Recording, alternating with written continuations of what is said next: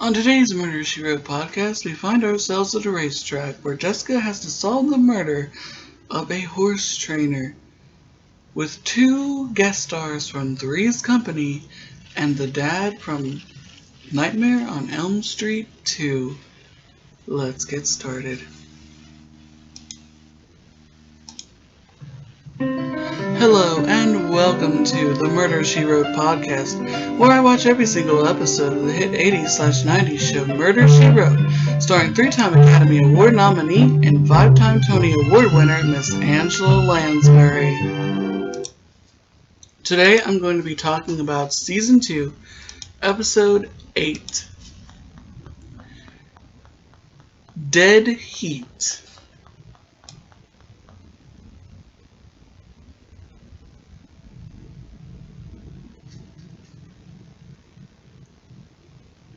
Air date, November 24th, 1985. This episode, I can honestly say, I had to watch it 3 times because I am not very good when it comes to horse racing. I live in Kentucky and I've never been to the Kentucky Derby. So I had to watch it to understand that part, to get all the characters straight, and the plot. So, I watched it 3 times. So I think I got it. And I understand it now. As always, if you are new to the Murder, She Wrote podcast, I spoil everything there is to spoil about the episode, the murderer, the suspects, everything in between. So if you've not seen this episode, it is the last episode on disc 2 of season 2, if you own the DVDs like I do. Or you can watch on the NBC app Peacock, or wherever it is that you watch the episodes. But if you've seen this episode, then sit back, relax, and let's see if we notice the same things.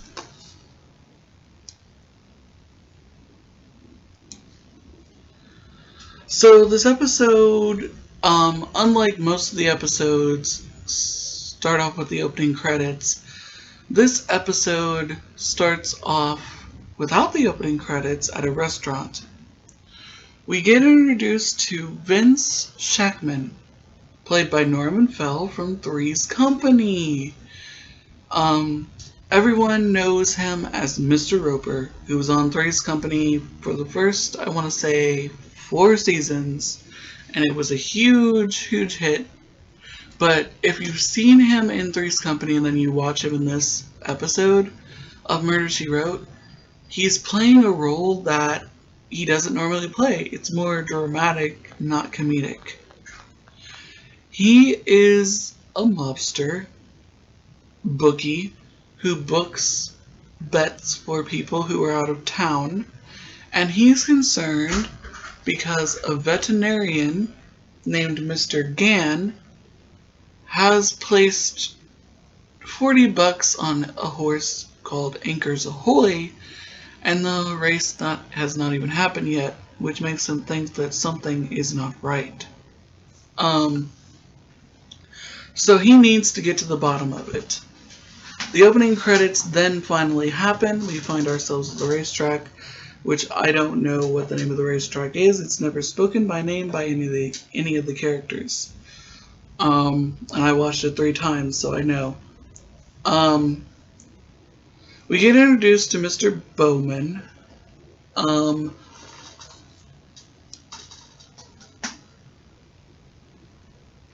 Who is a horse trainer.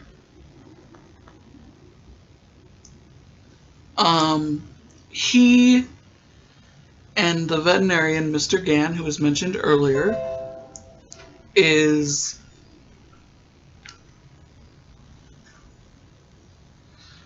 in the stable getting Anchors Ahoy prepared for the race, which coincidentally, Anchors Ahoy is also the same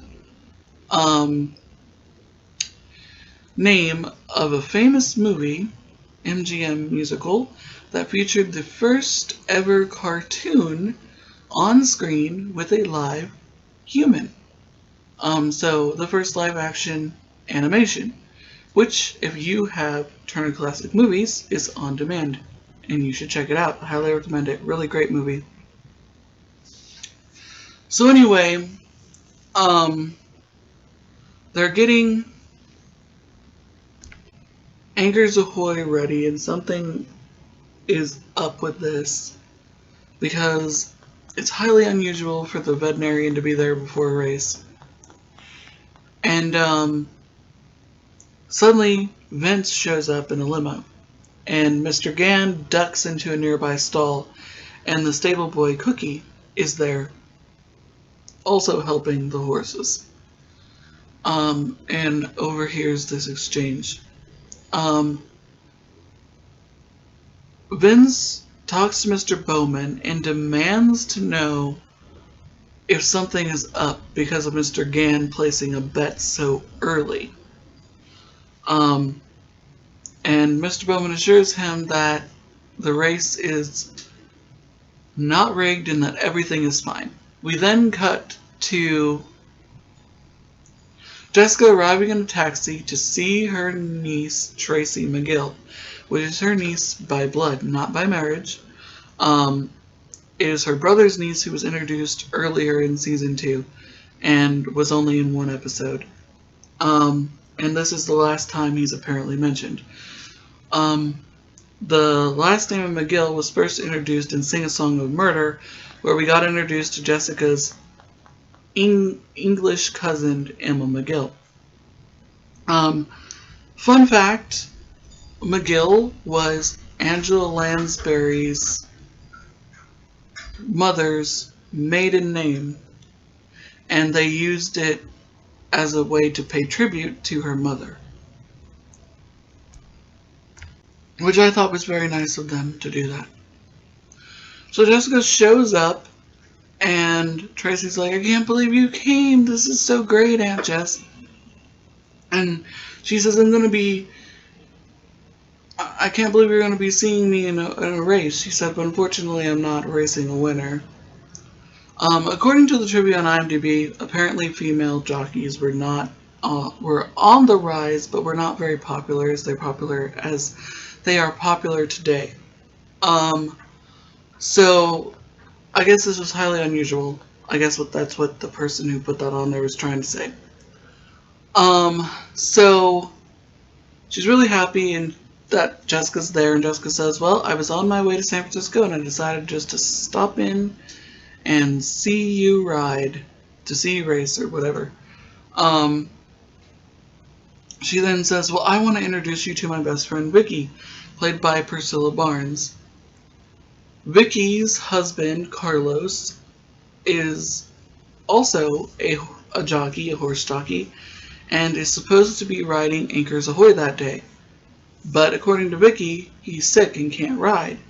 Something's wrong with his stomach. It was something he ate or drank. So we then cut to Mr. Bowman and Carlos arguing over the race. Carlos is clearly sick and cannot ride in the race, and so Mr. Bowman says, you're going to ride in that race whether you want to or not, and you know why. And he says, well, I have things that I can tell too. And he says, oh, well, we both know you won't, and then pushes him down.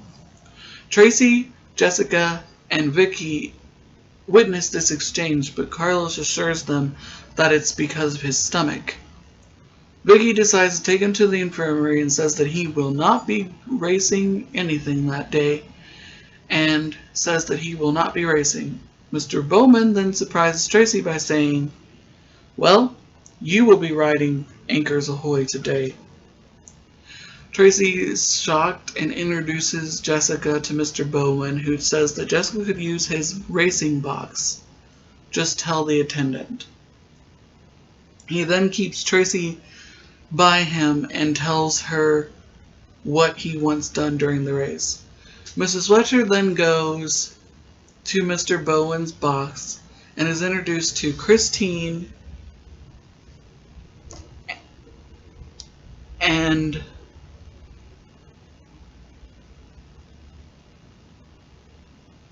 Cliff Carpenter, a couple who are experienced gamblers on horses. Christine is into omens and the spiritual side of things, while Cliff is not. When Jessica stands up to basically wave to Tracy, even though Tracy cannot see her, Mrs. Carpenter notices that she's wearing a scarf with red and black on it, and says that it's an omen for her to bet on Afternoon Delight. Cliff, on the other hand, says that that for the last 3 days, the horse in 8th place has always managed to win, so it's going to be Egg Roll. Honestly, I don't know who come up with the names for these horses, but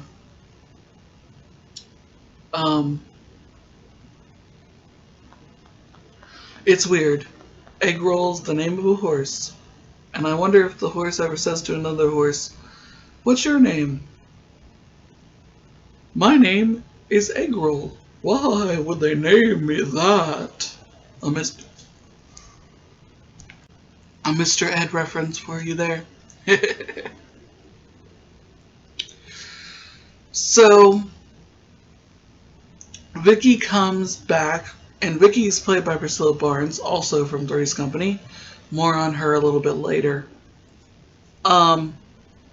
So Vicky tells Jessica that Carlos had to get his stomach pumped, and he will be in the infirmary indefinite for the rest of the day. She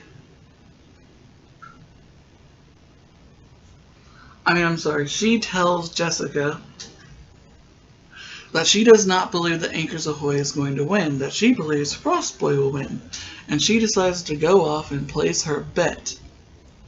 While she's gone, though, there's an announcement over the loudspeaker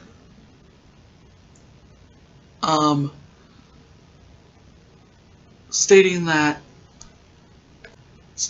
Frost Boy has been scrapped from the race, meaning he's been taken out.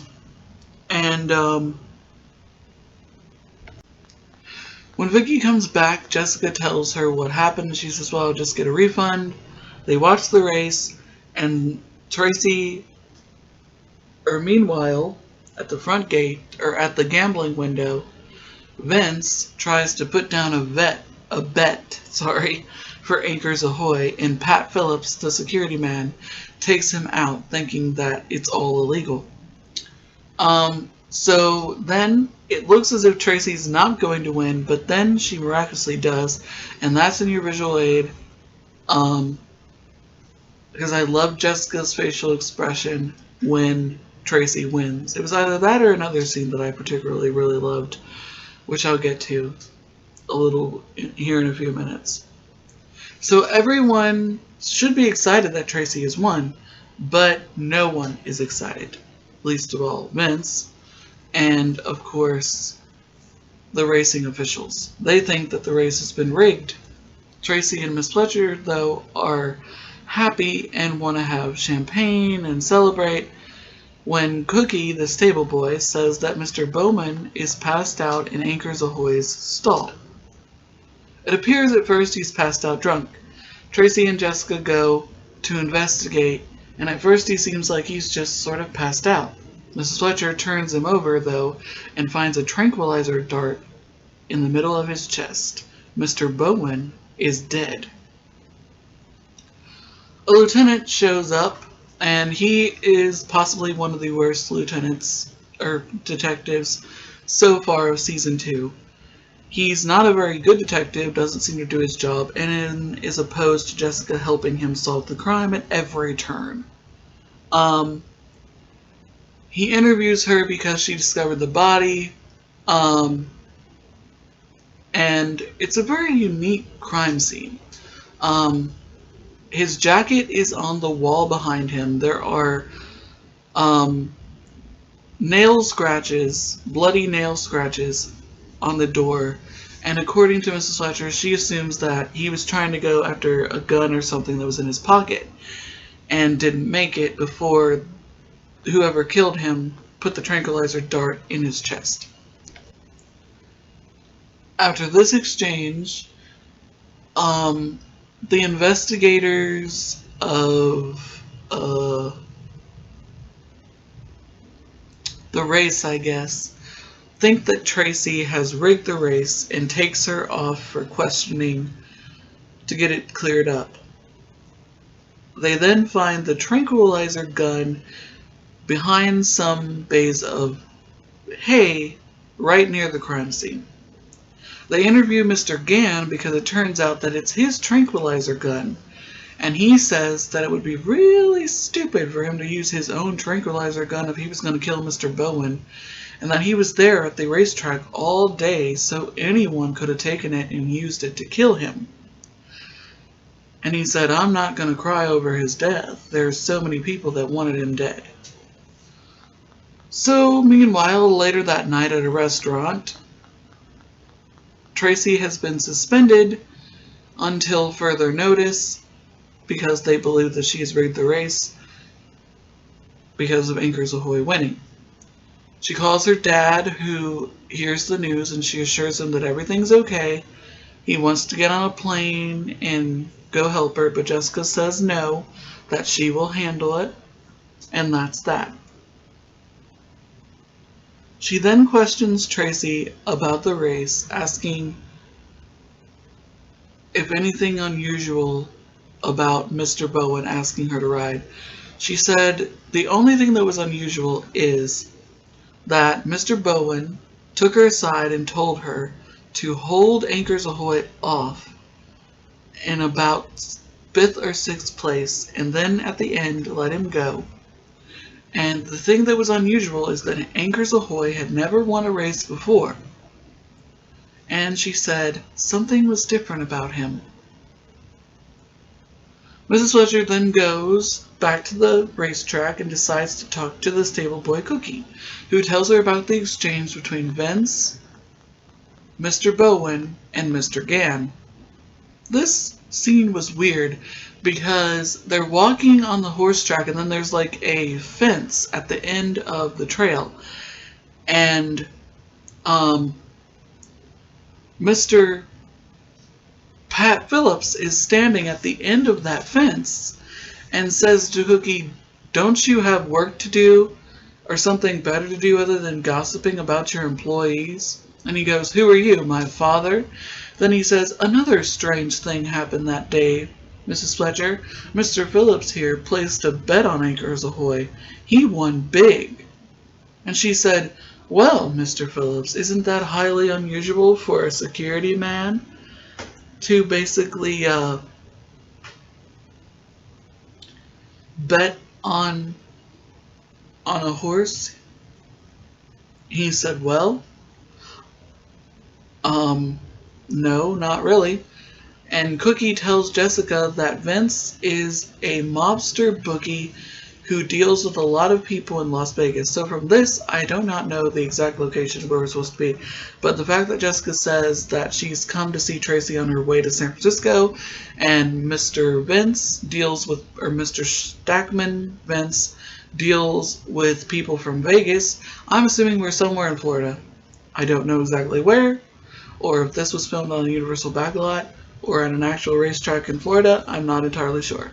It's not in the trivia or in the location information on IMDb, which is where I get all my information, which is sometimes accurate and sometimes not. Anyway, he says, look, Mrs. Fletcher, Mr. Phillips says this, everybody knows that when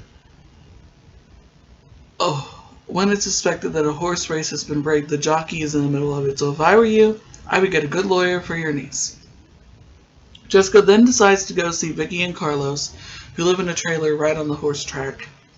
And she asks them for their help in clearing Tracy because she knows nothing about horse racing, just like I don't know anything about horse racing. Oh, and Carlos is perfectly fine now.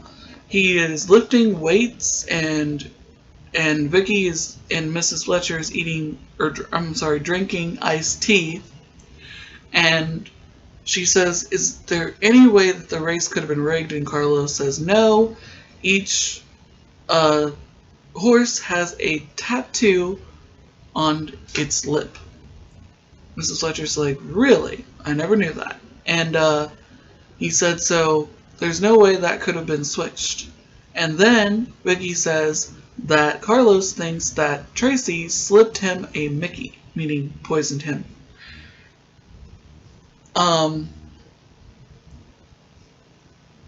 And Jessica says, "I refuse to believe that she did that." But Carlos is like, "Well, it would have been a step up riding Anchors Ahoy." So from this exchange, Mrs. Fletcher decides to go look at Anchors Ahoy's tattoo to match. Mr. Phillips decides to be a real jackass here, basically thinking that she's wasting her time, but goes along with it anyway. She tries to look at the tattoo, but Anchors Ahoy, of course, won't let her.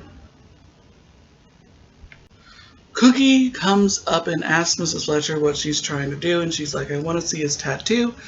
He says, "You have to coach him by giving him a carrot."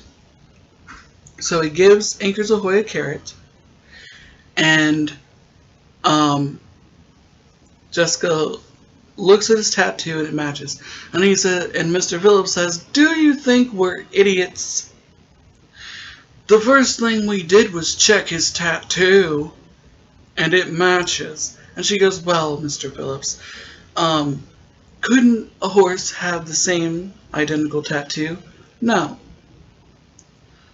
And she says, "Also, Mr. Phillips, if you took Vince and dropped him off at the gate, I walked that distance.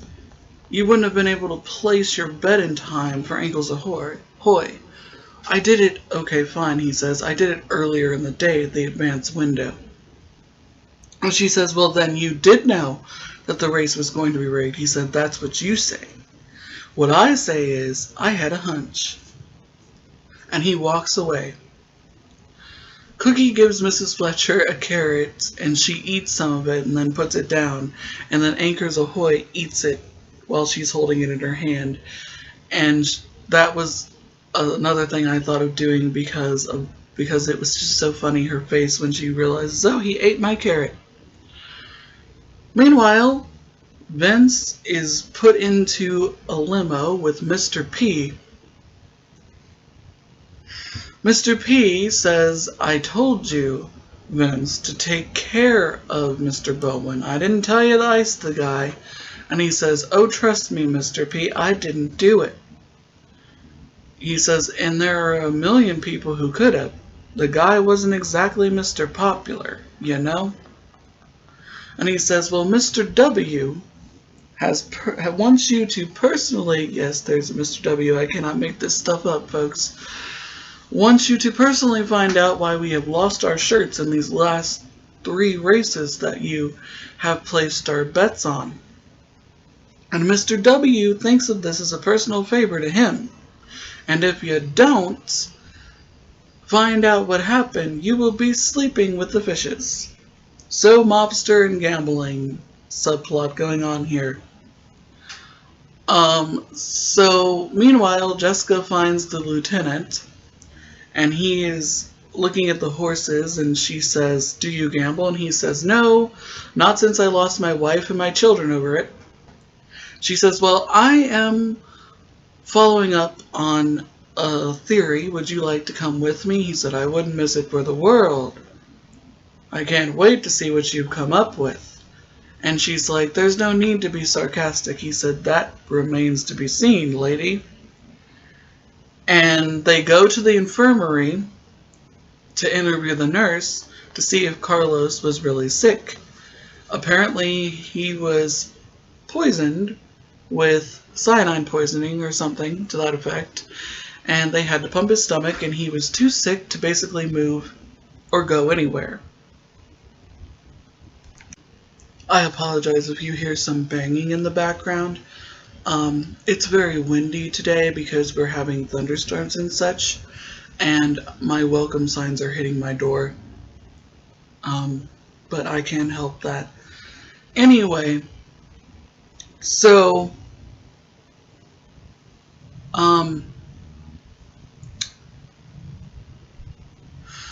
the nurse tells them that Carlos could not move because he was so sick. Mrs. Fletcher then notices that there are gambling receipts in the garbage and notices when the nurse gets a phone call that there's a little TV next to her desk. She accuses the nurse of not keeping an eye on Carlos the whole time, and she says, "Look, lady, when I'm on duty, I stick to my job. I do what everyone else did. I bet at the advance window, and I lost this time because I did not bet on Ankles Ahoy." She said, "Trust me, that man did not leave this room because he could not move." Mrs. Fletcher is about to get into a cab to go to her hotel when she's accosted by two of Vince's bodyguards who take her instead to the restaurant that we were at earlier in the episode. Vince is eating lobster and demands from Mrs. Fletcher to know what Tracy did to rig the race. Mrs. Fletcher says, "As far as I know, the race was not rigged." And she said, "And even if it was, I know nothing about it. I can't help you." And Vince says, "Look, if I knew she iced the guy, I'd send her flowers and pay for her lawyer."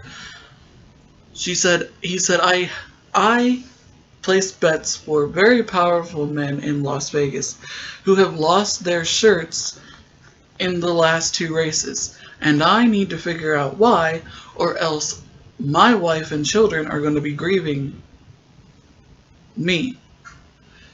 And she says, "Well, Mr. Vince, or Mr. Shackman, I can't help you. I know nothing about this."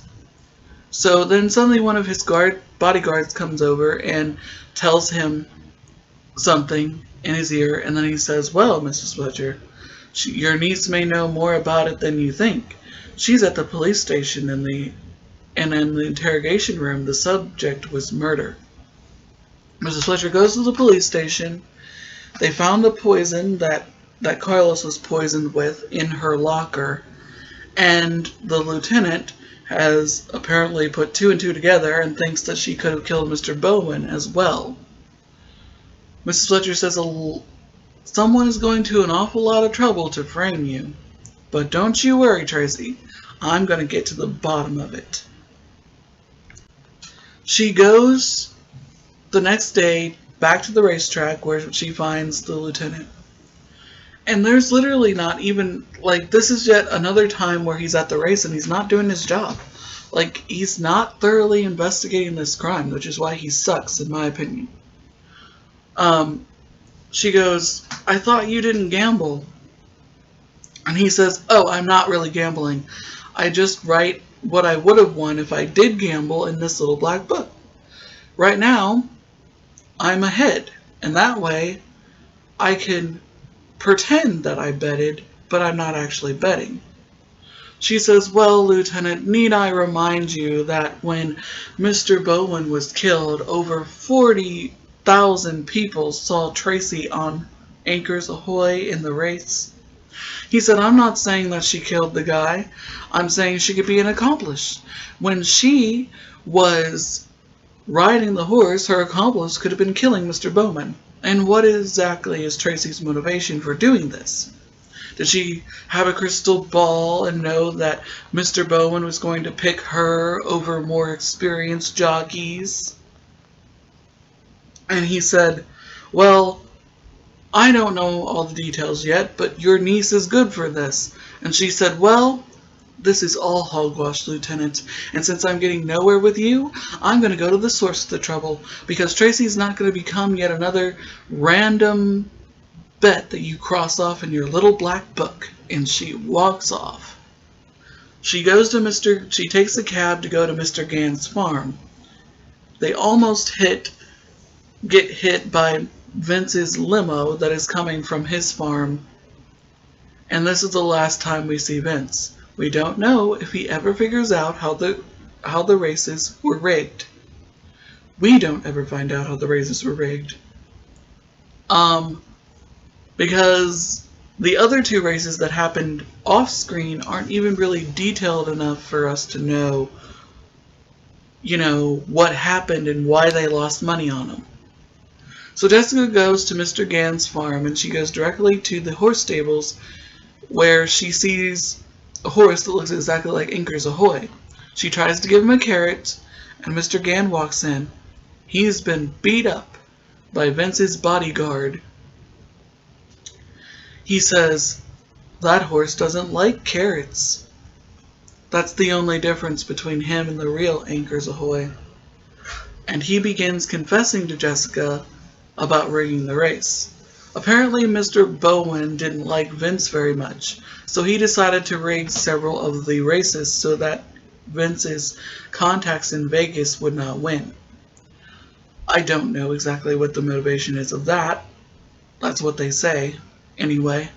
So, it was Mr. Gann's job to give the horse some sort of tranquilizer to make it perform better than it normally would. And since Anchors Ahoy never run a race, they basically found a look-alike in South America where they don't do tattooing and switched them out. And the only difference between the real Anchors Ahoy and the fake Anchors Ahoy is that the real Anchors Ahoy loves carrots and the other one does not. Mr. Gann feels that Mrs. Fletcher might tell, so instead of killing her with the sawed-off shotgun he has holding near her, he also says that he did not kill Mr. Bowen, even though he's willing to kill Mrs. Fletcher now.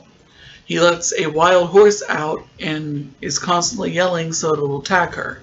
But, and I don't know how, the lieutenant shows up with Cookie, the stable boy, who's able to calm the horse down to stop it from hurting Mrs. Fletcher, and they arrest Mr. Gann. The lieutenant thinks he has now found someone else for the murder, but Mrs. Fletcher claims that if Mr. Gann was willing to kill her, he would have been forthcoming with killing Mr. Gann or killing Mr. Bowen. I'm sorry.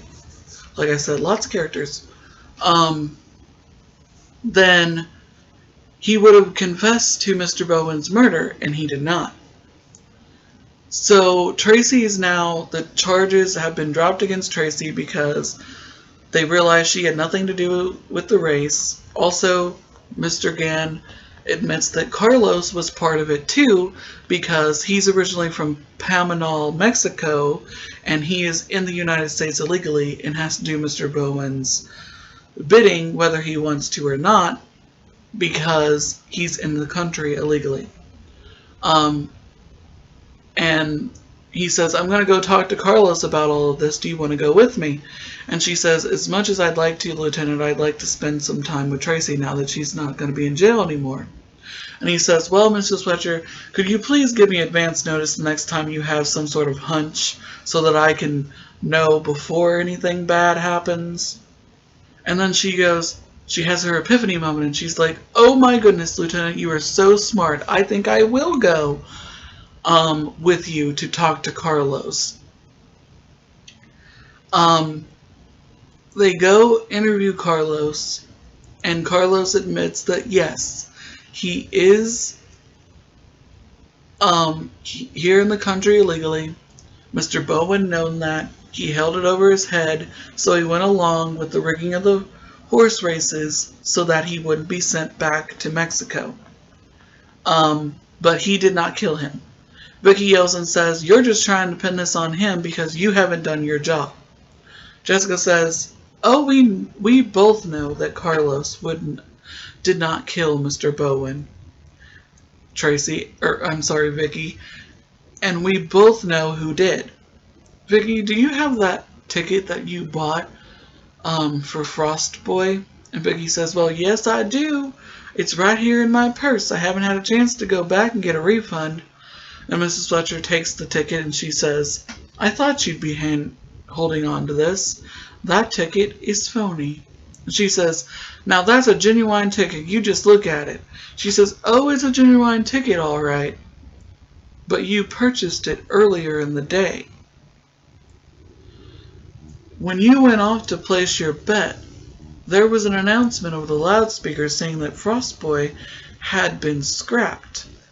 With the long lines and the time that you had, you wouldn't have been able to get your ticket. Not only that, but the machine wouldn't have issued a ticket for a scrapped horse. No, I suspect that you bought your ticket earlier in the day because you knew you were going to kill Mr. Bowman. You poisoned Carlos so he would be in the infirmary so he wouldn't be able to run the race. And you knew that Mr. Bowman would be at the stables listening to the race over the loudspeakers. So when you left to go purchase your ticket of Frost Boy, as you told me, you were actually killing Mr. Bowman. And unlike most episodes, we don't know how she did it. Like, we don't know how the nail scratches got on the wall, what he was reaching for in his jacket, and the one time I really wanted to know, they did not show how he actually got killed, because Vicky is our killer. She basically did it to save her husband Carlos from being deported, and that Mr. Bowman was out of control and was not going to let well enough alone, so she decided to kill him to save Carlos. Carlos is absolutely surprised by this. And all's well that ends well.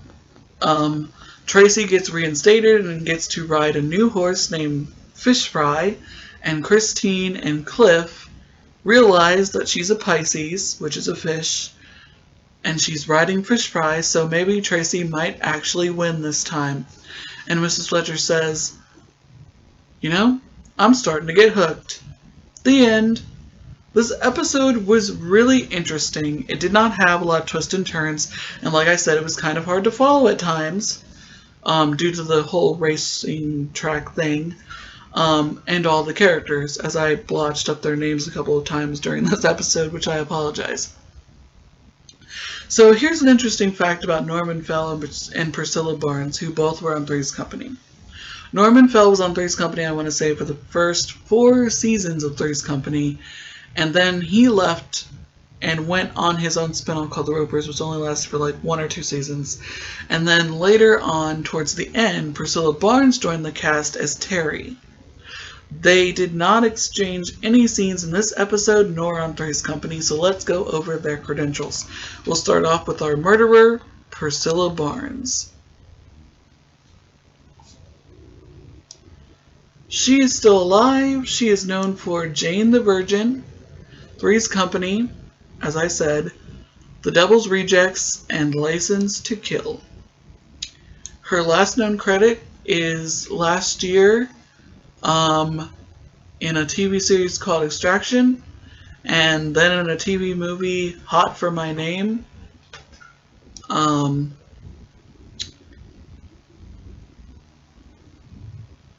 Let's see if this is her only episode of Murder, She Wrote. I hope she's in more, but I honestly don't think so. She guest starred on Highway to Heaven. She was in Stepfather 3, Hotel, The Love Boat, of course, Three's Company from 1991 to 84. Oh, this is the only episode of Murder, She Wrote. That's so sad, because it would have been so cool if she would have been in more episodes. She also guest starred in the original Wonder Woman, Kojak, and The Rockford Files. She's had a really great career. She's really funny and really great. I really like her.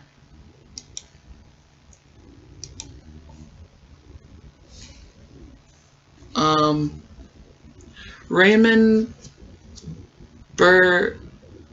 Bernia played Pat Phillips, the security guard. I know I did not say his name right, I apologize. He passed away in 2001 at the age of 71. He is known for Badlands, The Abnormal Stain, Scorcher, and the original Magnum PI. He was in 127 different things. His last known credit is Cover Me, based on the true life of an FBI family TV series. Okay. He guest starred on ER. He was in the theatrical released film Ghost of Mississippi. He guest starred on The Heat of the Night. He was in a miniseries, Love, Lies, and Murder. And he will be in a couple more episodes of Murder, She Wrote. So we will go over more of his credentials when we get to those episodes. But he was really annoying in this episode, so hopefully he's plays better characters in another episode. Jack Carter played the role of Cliff Carpenter, the gambling, horse racing gambler guy. He passed away in 2015 at the age of 93. He is known for History of the World Part 1, Alligator, Amazing Stories, and McCloud. He was in 185 different things. His last known credit is a movie called Mercy in 2014, and he was also in Shameless, US version. He was on iCarly, did some voiceover work for Family Guy, Parks and Recreation, ER, The Original Crime Scene Investigation, Just Shoot Me, did some voiceover work for King of the Hill,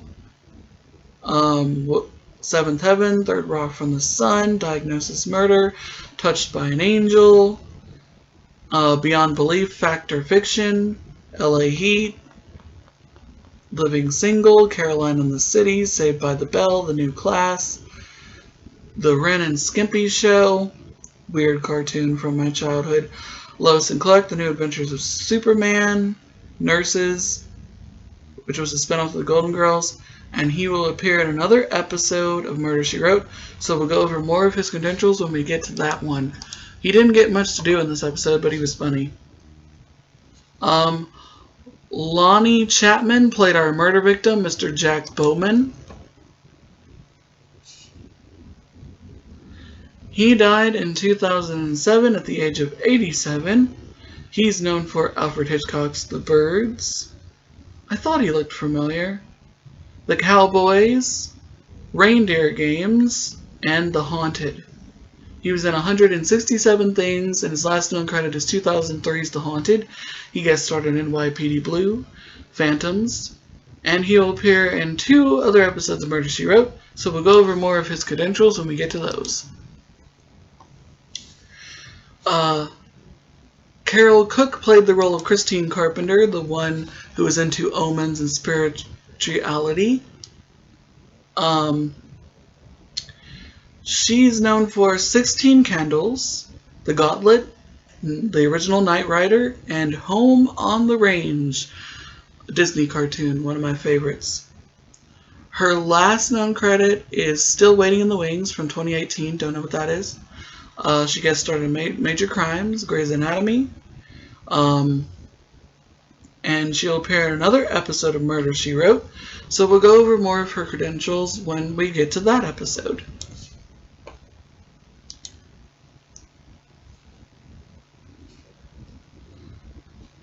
Then we have Norman Fell, who played Vince, and who's known for Three's Company. Let's see if he's in more than one episode of Murder, She Wrote. He's known, of course, for Three's Company, Bullet, The Graduate, and Inherit the Wind. He died in 1998 at the age of 74. His last known credit is in 1998 in a TV series called Life with Louie. He also guest starred in Ellen, The Fresh Prince of Bel-Air, The Ben Stiller Show,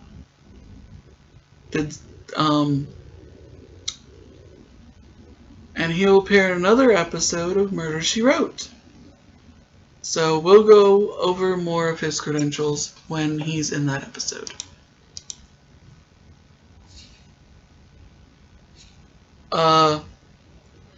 Mr. Gann was played by, or no, I'm sorry, Tracy McGill was played by Linda Governor. And I don't think she appears in another episode of Murder, She Wrote. She's known for Wheels of Fire, Die Laughing, Valentine, and Airwolf. She does appear in another episode of Murder, She Wrote as a totally different character. She also appears in an episode of Magnum P.I. We'll go over more of her credentials when we get to that episode. Mr. Gann was played by Q Gallagher, and I know him from being the father in Nightmare on Elm Street 2, Freddy's Revenge. He is known for The Return of the Living Dead, Feast, and of course, like I said, Nightmare on Elm Street 2, and The Last Picture Show. His last known credit is 2019's Once Upon a Time in Hollywood. He was in Children of the Corn, Runaway. He was in a lot of horror films. Walker, Texas Ranger, Beavis and Butthead, I'm Gonna Get You, Sucker. And he'll appear in 2 other episodes of Murder, She Wrote, so we'll go over more of his credentials when we get there to that episode. Carlos was played by Bert Rosario. I don't know if I said that right. He's known for Get the Garo, Remington Steele, The Hand That Rocks the Cradle, and My Boss's Daughter, which he didn't do a lot of acting. He did 94 credits. His last known credit is The Neighbors from 2012. He guest starred on ER, Murder 101, Charmed, the original Charmed, Boston Legal, George Lopez, Ally McBeal, Chicago Hope,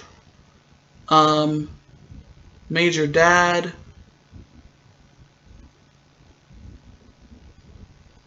The New Adam 12, the original MacGyver, 227, Who's the Boss, The Love Boat, and this is his only episode of Murder, She Wrote. Hill Street Blues, the original Knight Rider, Trapper John M.D., Knots Landing, R.G. Bunker's Place, Stanford, The Brady Girls Get Married, Buck Rogers in the 25th Century. So he had a great, impressive career and is also doing behind-the-scenes work. Good for him. The lieutenant was played by Roy Thinners.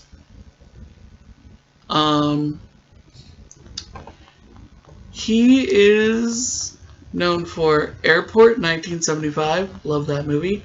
A Beautiful Mind, Dark Shadows, 1991, and From Here to Eternity. His last known credit is Broken English from 2007. He guest starred on Law & Order SVU, Oz, Law & Order Criminal Intent, The X-Files, The Sopranos, the original Law & Order, Poltergeist: The Legacy, Touched by an Angel, Walker, Texas Ranger, One Life to Live.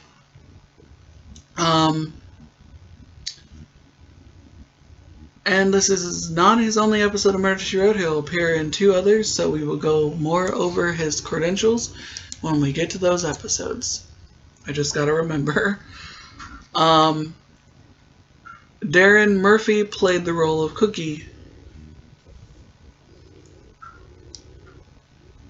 He's known for Massacre at Central High, Shadow of the Moth, Apple Pie, a TV series, and Cook Her Pants Off. I do not know. He has something in development. He's filming something called Calf in the Void, and is in post-production of Breakdowns, the web series. So he's still acting.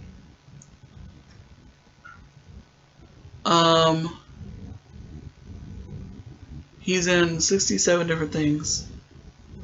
This is his only episode of Murder, She Wrote, and he'll appear in the failed spin-off, The Law and Harry McGraw, which I'm going to check that out, because I think some episodes are on YouTube, and I'll check it out when the time comes when that happened.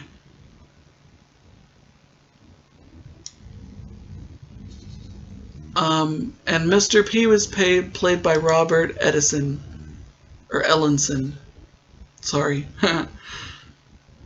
He died in 2010 at the age of 87. He's known for Star Trek, The Voyage Home, North by Northwest, The Wild Wild West, and Brewster's Millions. His last known credit is ER in 1998. He was in the CBS Summer House, Star Trek The Next Generation. This is his only episode of Murder, She Wrote.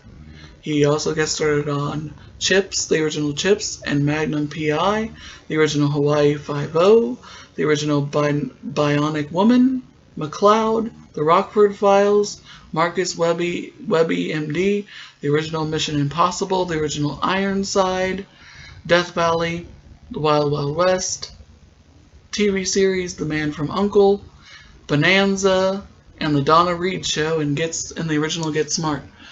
So, that was interesting. Like I said, this episode was really great, and on the next Murder, She Wrote podcast, Jessica finds herself behind bars with Adrian Balboa from Maude. I can't wait for that. It will be my 30th episode, and I'm going to be doing one of my favorite episodes of Season 2, Jessica Behind Bars.